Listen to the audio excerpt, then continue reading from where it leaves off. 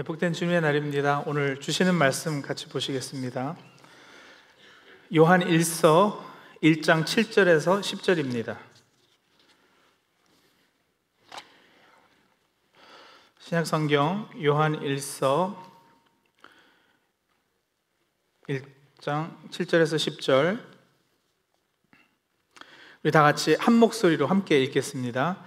그러나 하나님께서 빛 가운데 계신 것과 같이 우리가 빛 가운데 살아가면 우리는 서로 사귐을 가지게 되고 하나님의 아들 예수의 피가 우리를 모든 죄에서 깨끗하게 해 주십니다.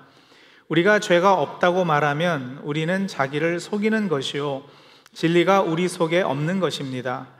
우리가 우리 죄를 자백하면 하나님은 신실하시고 의로우신 분이셔서 우리 죄를 용서하시고 모든 불의에서 우리를 깨끗하게 해 주실 것입니다. 우리가 죄를 지은 일이 없다고 말하면 우리는 하나님을 거짓말쟁이로 만드는 것이며 하나님의 말씀이 우리 속에 있지 아니합니다. 아멘. 지난주부터 죄와 십자가라는 제목으로 새로운 설교 시리즈를 시작했습니다. 기독교는 십자가의 종교라고 하지만 십자가가 우리 신앙의 중심부에 어떻게 자리하고 있는지, 또 왜 중요한지에 대해서 질문하면 많은 성도가 그 이해가 구체적이지 못하고 막연한 경우가 많습니다. 그래서 죄와 관련하여 십자가의 기능이 무엇인지, 예수님께서 십자가에서 우리를 위해 이루신 일이 무엇인지를 이제 5주에 걸쳐서 살펴보고 있습니다. 죄를 그렇게 5주에 맞춰서 5가지 측면으로 정리합니다. 첫 번째, 죄는 관계의 깨어짐이다. 두 번째, 죄는 더러움이다. 세 번째, 죄는 채무, 빚이다. 넷, 죄는 악한 세력이다. 그리고 마지막으로 죄는 하나님의 선한 성품과 의로운 법을 위반하는 것이다. 오늘은 시리즈 두 번째 시간으로 죄는 더러움이다 라는 성경의 개념을 살펴보겠는데, 여러분, 무엇이 더럽다는 인식이 어디서부터 왜 생겼을까요? 한번 생각해 보세요. 우리 성도님들은 최근에 어떤 상황에서 뭘 보고서 저거 더럽다라는 것을 느끼셨나요? 그리고 왜 그걸 더럽다라고 우리가 이렇게 인식할 수 있을까요?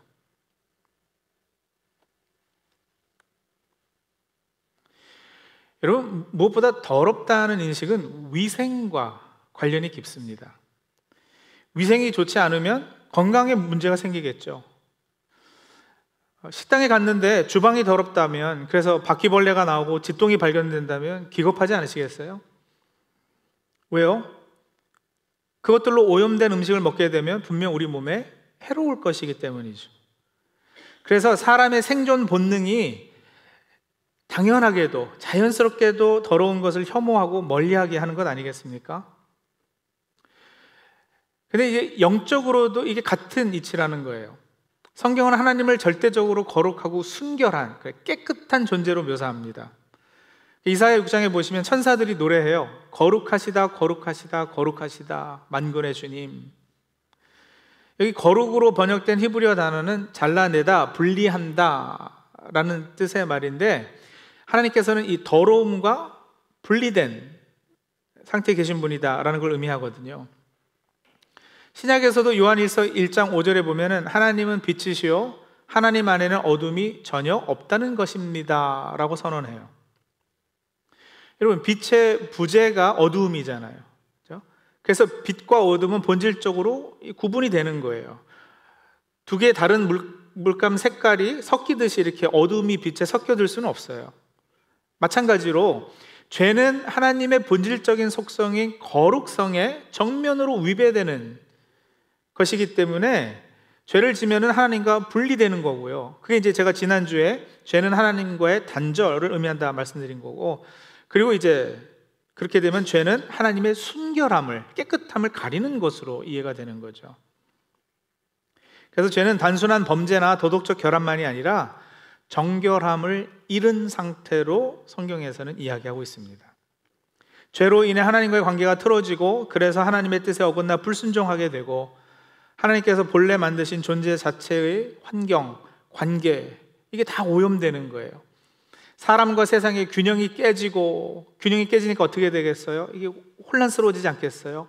혼돈에 빠져서 삶의 모든 영역, 우리가 살아가면서 맺는 하나님과의 관계는 당연하고 인간과 인간의 관계, 사회적인 관계, 그리고 무엇보다 이 인간의 내면, 이 모든 영역에 있어서 건강하지 못한 상태, unhealthy 하게 되는 거예요. 그 이제 조금 어렵게 성경에서는 죄의 싹은 사망이라 이렇게 표현하신 거고요. 죽음이라는 병에 걸렸다 이렇게 생각해도 좋을 것 같아요. 병인데 그 병명이 죽음이에요. 그러면 여러분 그 병에 걸렸을 때 증상들이 나타나지 않겠어요? 온갖 부정적인 것들, 이런 것이 증상으로 나타나면 여러분 우리 삶이 풍성하지 못한 거죠. 풍성할 수가 없는 거죠. 여러분 자신이나 가족 중에 누가 어떤 심각한 질병에 걸리거나 그래서 병원에 입원하게 되면은 여러분 고생이 얼마나 큽니까? 그리고 자기도 그렇고 그 가족들도 그렇고 그 삶이 여러분 망가지잖아요. 평소의 일상을 그대로 유지할 수가 없게 돼요. 그런 경험 해보신 분들은 분명 아실 거예요. 삶이 얼마나 피곤하고 피폐해지는지. 그래서 하나님은 이런 죄의 개념을 이스라엘 백성에게 가르치고 그 위험성을 알리시려고 구약에서는 정결한 것하고 부정한 것을 이렇게 구별하라고 명령을 하셨습니다. 구약에 나오는 정결 규례가 바로 그것이죠.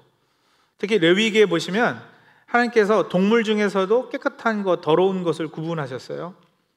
예를 들어 굽이 갈라진 쪽발을 가진 짐승, 새김질하는 짐승은 깨끗한 짐승이에요.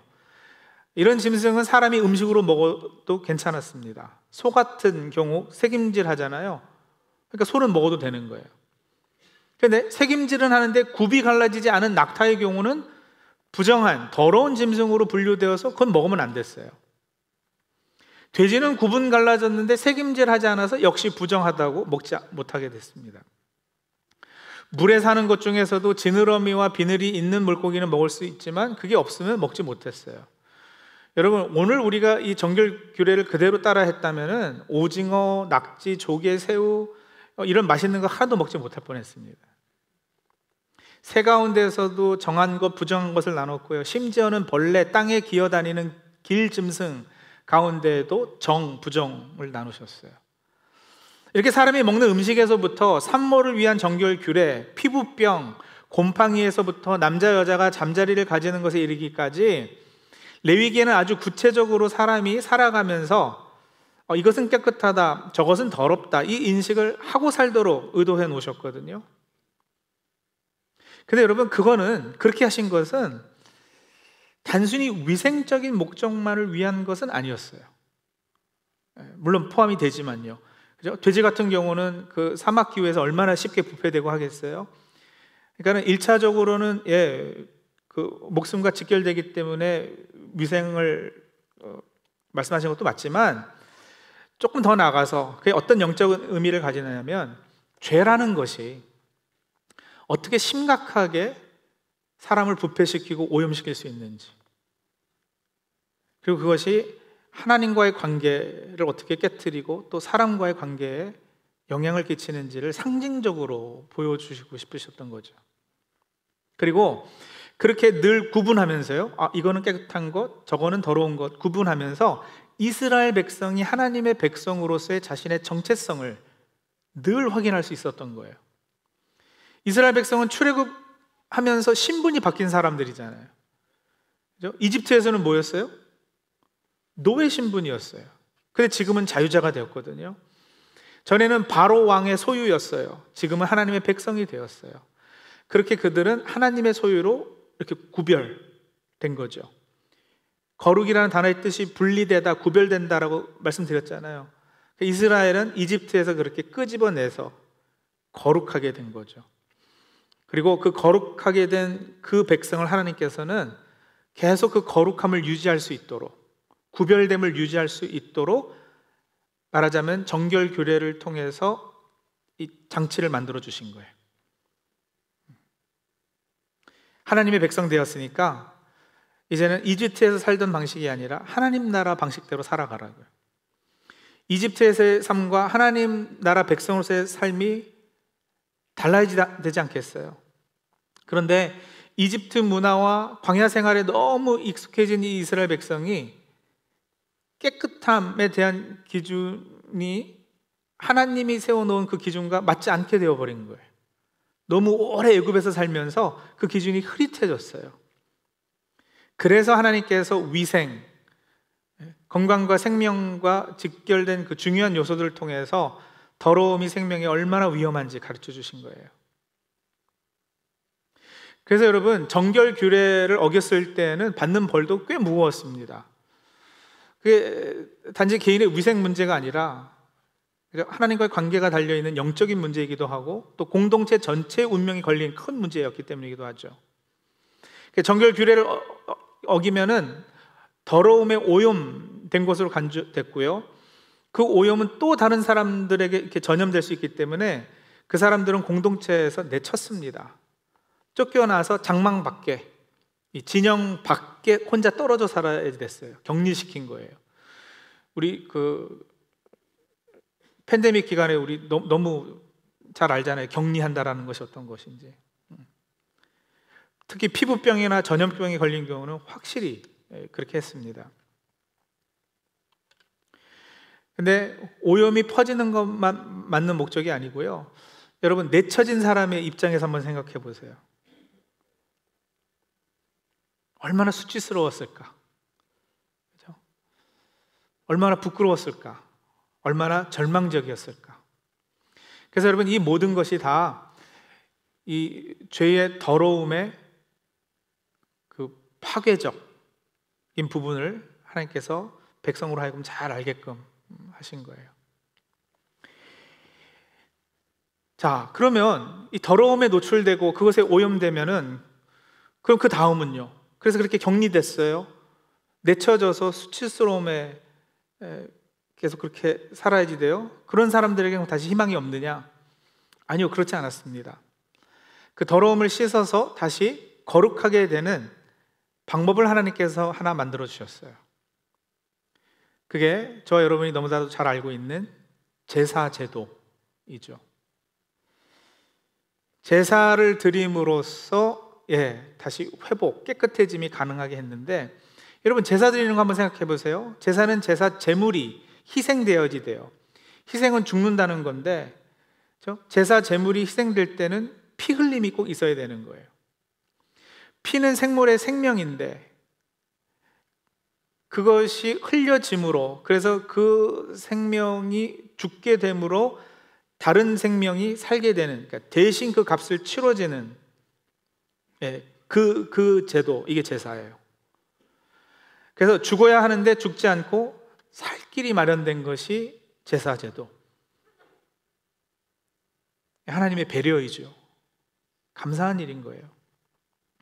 문제는 여러분, 구약에서 그 짐승의 피를 사용해서 그 죄 씻음이 가능케 했는데, 짐승의 피는 그 효력이 약하고 유효기간이 짧다라는 거예요.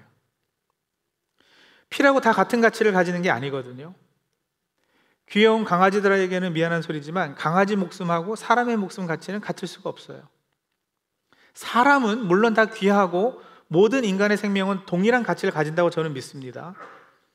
근데 여러분, 그 한 사람의 역할과 기능의 사명에 따라서는 구분이 되는 것이 옳아요. 예를 들면 대통령 경호원과 대통령의 목숨은 둘 다 동일하게 귀합니다. 맞아요. 그러나 각자가 맡은 역할에 들어가게 되면 가치가 달라져요. 그래서 대통령 경호원은 대통령을 보호하기 위해, 대통령의 생명을 구하기 위해 자신의 생명을 내려놓기까지도 하는 거예요. 그 개념이 동의가 되시죠? 그런 차원에서 죄를 씻기는 마찬가지예요. 그런데 그 효력이 짧은 짐승의 피하고 하나님의 독생자 예수 그리스도의 피값은 같을 수가 없는 거죠. 같은 가치를 가질 수가 없어요. 그래서 구약에서는 짐승 피로 드리는 제사가 일시적이요 한시적인 효과가 있었다면, 창조주이시고 영원한 존재이신 하나님의 아들 예수 그리스도께서 십자가에서 우리의 희생 제물로 저와 여러분을 대속하시려고 흘리신 그 피, 그 보배로운 피, 보혈의 값, 그것은 영구하고 그 효력은 무제한입니다. 주님의 피의 가치를 여러분 우리는 헤아릴 수조차 없는 거예요. 히브리서 13장 12절에 보면은요, 자, 우리 한번 같이 한 목소리 읽을까요? 그러므로 예수께서도 자기의 피로 백성을 거룩하게 하시려고 성문 밖에서 고난을 받으셨습니다. 여기 두 가지가 중요한데요, 예수께서도 자기의 피로 누구를요? 백성, 한 백성이요. 그러니까 여러분, 예수님의 피는 겨우 한 사람이라든지 뭐 몇 명이 아니고요, 한 백성, 하나님께서 택하신 하나님의 자녀로 부른 모든 사람의 죗값을 치르고 씻을 수 있는 효력을 가진 거예요. 그리고 두 번째는요, 성문 밖에서 고난을 받으셨다 이랬잖아요. 자, 아까 전에 정결 규례를 어긴 백성은 어떻게 돼야 된다고 그랬었죠? 진영 밖으로 내쳐서 공동체에서 격리했다고 그랬잖아요. 근데 여러분, 예수님께서 피로 백성을 거룩하게 하시려고 대신해서 친히 성문 밖에서 십자가에 달리셨단 말이에요. 그래서 내가 당해야 되는 거절, 내가 당해야 되는 배제, 내가 갖고 살아야 되는 수치심을 다 친히 짊어지셨습니다. 그분께서 대신 그렇게 해주셨기 때문에 내 죄는 깨끗이 씻긴 거예요. 예레미야 2장 22절도 한번 같이 읽겠습니다. 내가 잿물로 몸을 씻고 비누로 아무리 몸을 닦아도 너의 더러운 죄악은 여전히 내 앞에 남아있다. 나 주 하나님의 말이다. 같은 이야기예요. 여러분, 죄라는 것이 잿물로 씻는다고, 비누로 닦는다고 되는 것이 아니라는 거예요. 죄의 더러움에서 깨끗게 되는 것은 오직 예수 그리스도의 십자가에서 흘린 피로만 됩니다. 레이디 맥베스 이펙트라고 들어보셨죠? 셰익스피어의 소설 맥베스에는 그 맥베스 부인의 남편하고 이 부인이 살인 계획을 세우는 장면이 나오고요, 그러고 나서 이 부인이 죄책감에 사로잡혀가지고 기회가 될 때마다 미친 듯이 손을 씻어요. 병적으로 계속 손 씻는 장면들이 나오는데, 자기 손에는 실제로 피가 묻어있지 않았는데도 이게 무의식 중에서도 여러분, 죄 짓고 나면 사람이 자기가 더럽다라고 자꾸 생각을 하는 거예요. 그래서 그 죄의식을 떨쳐버리려는 강박행위를 계속하는 거죠. 근데 그런다고 그게 씻어지는가? 그렇지 않거든요. 제가 대학부 전도사 시절에 제 대학부에 있었던 그 자매 하나가 면도칼로 자기 손목을 이렇게 그어서 피를 내서 그 뚝뚝 피가 떨어지는 것을 봐야 마음의 안정을 얻는 그런 자매가 있었어요. 그렇게 해서 그 스트레스 많이 받거나 막 어렵고 힘들고 이럴 때는 그렇게 해서 피를 내고 그것을 봐야 편히 잘 수 있다, 이렇게 얘기했었거든요.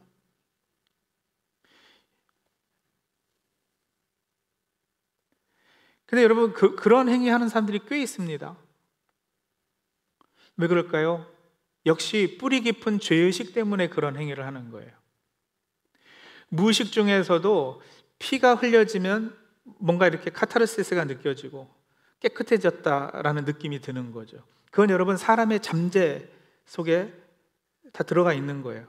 인간이라는 존재가 원래 그렇게 창조되고, 죄를 지면은 더럽다라고 느껴지는 것은 그냥 인간 본능, 본성에 해당하는 것이기 때문에 그렇죠. 그래서 다른 종교들도요, 미개한 종교들도 뭐 부두교도 그렇고 다 여러분 뭐예요? 피의 의식들이 다 있는 거예요. 그렇죠? 닭의 모가지를 따서라도 피를 흘려서 제단에 뿌리고 하는, 그게 어디서부터 나왔겠어요? 다 이 성경에 있는 제사 제도에서 나온 것이거든요. 죄를 지으면 자기가 더럽다라고 느껴지는 것, 이건 여러분 양심의 역할이에요. 그런데 은혜가 뭔지 아세요? 택하신 사람들이 하나님 앞에서 은혜를 받는 부분은 뭔지 아시냐고요? 그 더러움을 씻을 수 있도록 택하신 우리를 십자가로 인도하는 거죠. 물로 되지 않고 사람들은 노력할 거예요. 계속 손을 씻거나 피를 흘리거나 아니면 어떤 종교를 찾아서 동물의 피를 뿌리거나. 근데 여러분, 그렇게 해서 우리 존재 자체에 새겨져 있는 더러움이 깨끗해지지 않습니다. 오직 예수 그리스도의 십자가에서 흘린 그 피, 그것만이 우리를 깨끗게 할 수 있습니다. 오늘 봉독한 본문 요한일서 1장 7절 후반부에서도 그 사실을 다시 선포해 주고 계셔요. 하나님의 아들 예수의 피가 우리를 어떻게 해요? 모든 죄에서 깨끗하게 해주십니다. 그러면 질문하실 거예요. 어떻게 해요? 예수님께서 십자가에 달리신 것이 벌써 오래전 일이잖아요. 그분이 십자가에서 흘린 피가 오늘 나와 어떤 연관이 있길래 그 보혈이 어떻게 나의 죄를 씻어줍니까? 내가 깨끗해지려면 구체적으로 내가 해야 될 것은 뭡니까? 이제 그 부분에 대해서 오늘 본문이 답해주고 있는 거예요. 자, 8절입니다. 우리가 무엇을 해야 되느냐? 우리가 죄 없다고 죄인이 아니라고 스스로 속이면 안 되고요. 이어지는 9절이요. 그래서 우리가 우리의 죄를 어떻게 해요? 자백하면. 여기서 자백이라는 말은 동의하다, 어그리하다 그 말이에요. 이게 무슨 말이냐면 성령께서 우리 안에서 역사하셔서 우리 죄를 지적해 주시고 밝혀 주시는 일을 하시거든요. 그러니까 여러분, 십자가 그 자체도 그렇지만 이렇게 십자가로의 길까지도 매 순간 하나님께서 이끌어 주시는 길인 거예요. 내가 스스로 막 기특해가지고 죄를 죄로 알아 먹고 이거 죄구나 이게 아니고요, 여러분. 죄를 죄로 알게 해주시고 지적해 주시고 그래서 양심이 찔리고 마음에 근심이 들게 되고 그래서 자백이라는 반응을 우리에서 끌어내시는 그 일, 이걸 성령님께서 하신다라는 거죠. 이런 과정이에요. 승환아, 너 어제 그거 죄다. 이렇게 우리에게 마음을 주셔요. 음성을 들려주시는 거예요. 그럴 때 여러분, 주님 그렇군요. 그 죄군요. 동의합니다. 주님, 이 더러움, 이 수치심, 이 죄책감 때문에 너무 괴롭습니다. 거기까지는 양심의 역할일 수도 있어요. 그죠? 근데 고린도후서에 보면 여러분, 구원에 이르는 근심과 멸망으로 이르는 근심이 다르다고 그랬거든요. 택함받고 은혜 받은 우리는요, 그 양심의 역할의 영역에서 머무는 것이 아니라 괴롭습니다.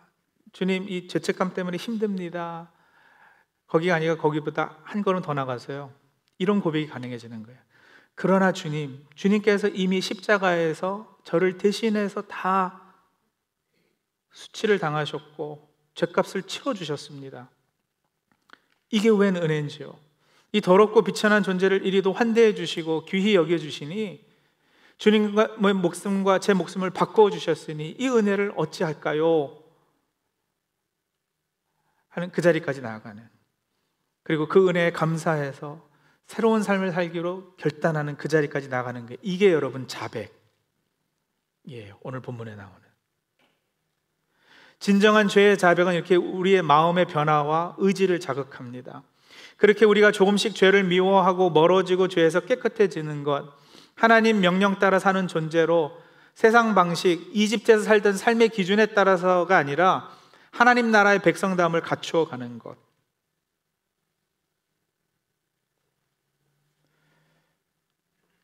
십자가의 능력이죠.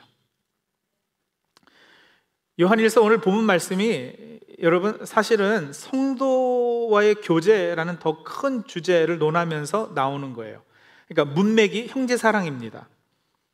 오늘 읽은 7절도 보시면, 그러나 하나님께서 빛 가운데 계신 것과 같이 우리가 빛 가운데 살아가면 우리는 서로 사귐을 가지게 되고 하나님의 아들 예수의 피가 우리를 모든 죄에서 깨끗하게 해주십니다.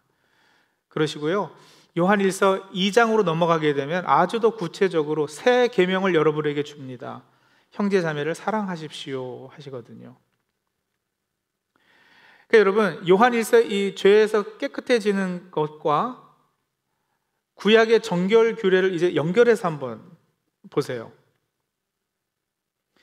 예수님의 피로 죄에서 깨끗해지면 우리가 이 배제당했던, 격리당했던, 그래서 수치심에 사로잡혀 있었던 거기에서 해방되어서 궁극적으로 다시 공동체 돌아와서 형제 자매와 사랑할 수 있게 되는 거예요.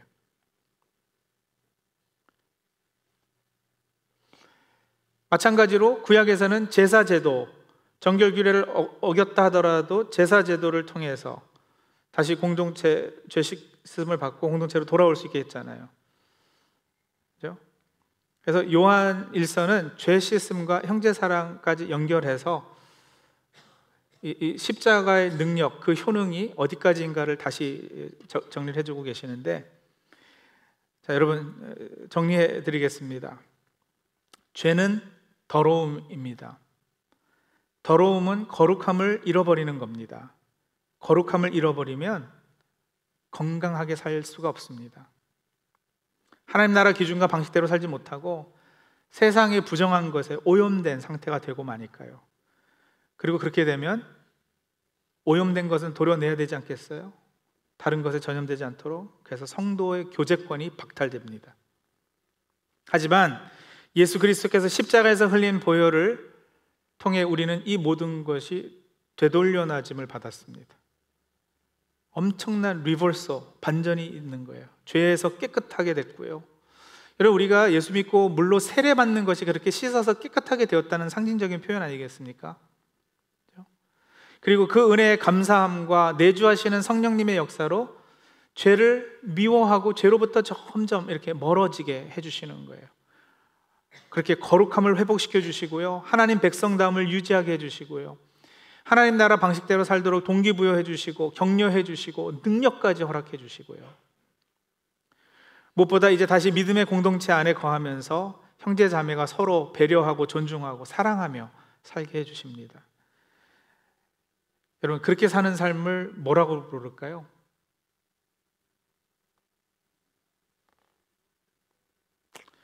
그런 삶이 풍성한 삶인 거예요.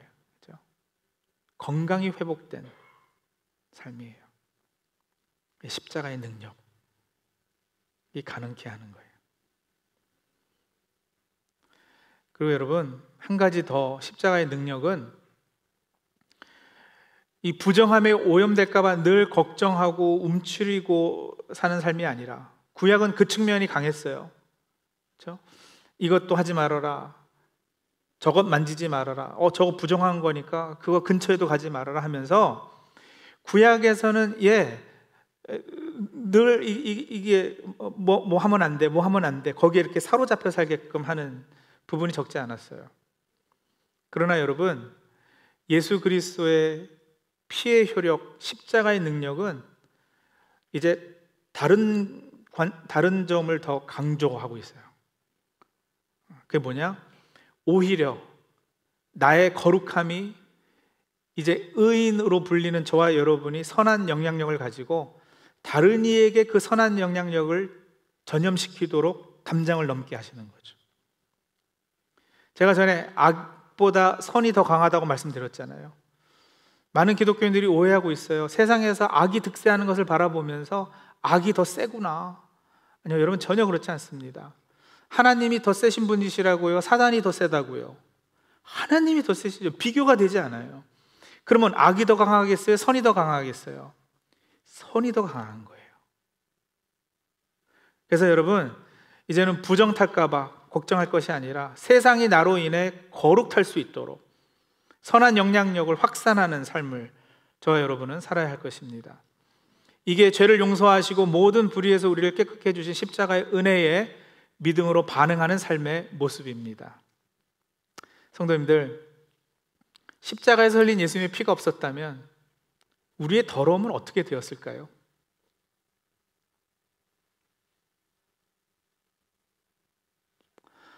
이번 주 그 은혜를 깊이 마음에 새기며 감사로 충만한 저 성도님들 모두가 되기를 간절히 소망합니다.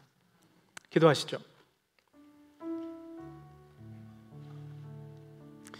두 가지 기도 제목 놓고 기도하겠습니다. 첫 번째 것은요, 우리가 주님의 빛 가운데 나아가서 숨기고 있던 죄를 진실하게 자백하고 예수님의 보혈로, 여러분 주님의 피는 아주 강력한 클리닝 에이전트거든요. 그보다 더 강할 수 없는데 모든 더러움에서 그래서 우리를 깨끗하게 해달라고 그렇게 기도하죠. 성도님들 아직도 설교 들으면서 혹은 지금 이렇게 생각나게 하시는 죄, 아직도 자백되지 않은 죄, 그래서 여전히 죄책감에 시달리고 있고 부끄러움, 수치스러움에 사로잡혀 계시다면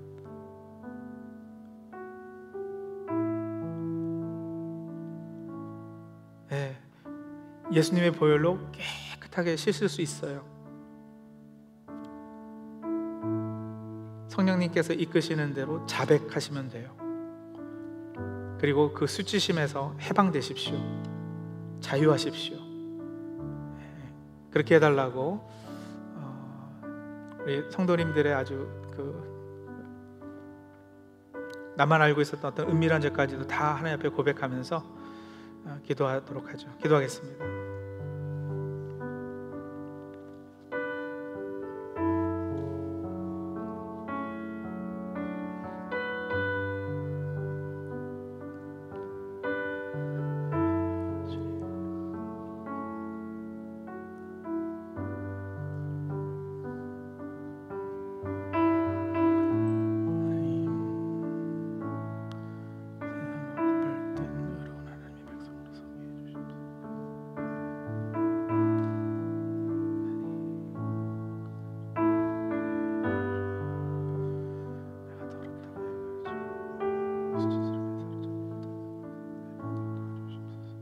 죄책감에 시달리지 않게 해주시옵소서.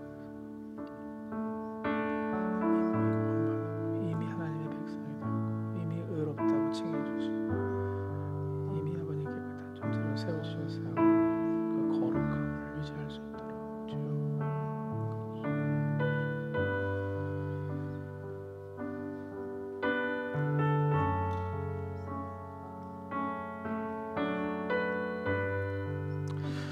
그리고 두 번째 기도 제목은요, 거룩한 삶을 위한 기도입니다. 하나님의 거룩한 백성으로 구별된 삶을 살게 도와달라고, 날마다 죄를 멀리하고 하나님께서도 혐오하시는 그것들로부터 이렇게 분리되도록 주님의 뜻에 순종하는 깨끗한 심령이 되게 하소서, 이렇게 기도하고요. 더 나아가서 이미 의롭다고 우리를 칭해주고 계시지 않습니까? 구별하여서 거룩한 존재로 세워주시지 않으셨습니까? 우리 안에 있는 선이 세상의 악보다 더 강하다라는 거 믿으시고 기도하시죠. 하나님, 담대하게 세상을 향해 담장을 넘어 나아가 하나님의 선한 영향력을 확장시키는 일에 쓰임받도록 도와주시옵소서. 그렇게 기도하겠습니다.